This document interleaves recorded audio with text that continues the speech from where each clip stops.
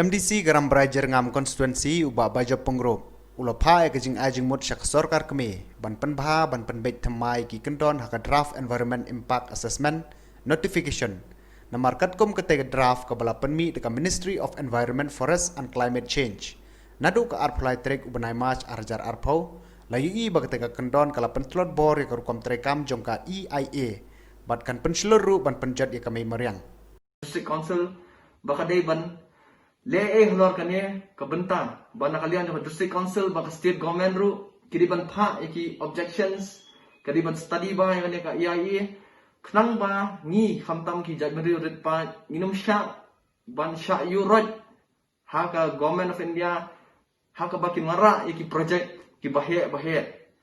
phi habang ipe kane ka draft EIA ka kalong shai baki information yang ki project kidai ban pensyai supat ba henry nyo ba kani ka draft EIA pat kalong ba kimkwa ban pentip supat ba ro kamu kimkwa ban bu apa ka domain public domain ya kani ka EIA te ba ka ba dei pat bat kini ki project ki ba la dep dan lupa ki illegal project ro kani ka draft EIA ka ong ba ya kini ki illegal project da kani ka draft EIA ba kilia manta kila ban legalize ya kini ki project hakaba ki balong illegal ki bakham yo yaka environmental impact assessment clearance te kani kalong shai ba kani ka sarkar NDA ka persyang ban yurat omtang yang ki retpan henry yaka ri India hi borok kuai nyo iba ka BJP i kumba ka kam ba ka mariang ru kadai ga jongka henry masuka man pensyai supat ba wadu Albert Einstein ru ang baka environment kamdai manga hendai ka environment kadai namanta jong barok amtang mangi ki brio hendai namanta ki dieng ki jingem bokher hangne hapo ka perthai but hawat abang yo iru lada kane ka EIA draft ka baki le menta ka baki la penmi pat ba ki ya chikrang halo kane ka draft kan kata adu kata ya ka jela jongi kamtam namar ba lada kim shimshu ya ka clearance ki project ki bahe kila banchu wan banchu bulldoze bet kila banchu le dan bor bet napang klem da shimsu ya ka sur jong upat ba bat ngiyo iru ba haki Himalayan region bat kumju mangi hangne hapo Meghalaya ru ngidana ka seismic zone hakaba ngilong prone hakaba ngilong kaba ujumai ulang ubah syakwan baik nak kapor telada ki wan ki project ki bahe lese dadan kumno kane ka natural calamity kum ujumai kala ban wara ya ka jing jular ya ki patba nongshong snong jong ka dong ka than te kan ka draft ya ka ong ba omdan kam man le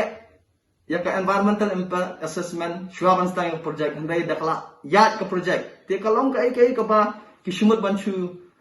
le don bor nyan yangi hamtam ki tribal ni somthu mangili ijalai berit I haba ngidan ka population tang kumbalai pula andai lada kane ka draft EIA kinya saprang kane ka draft ka bamenta kan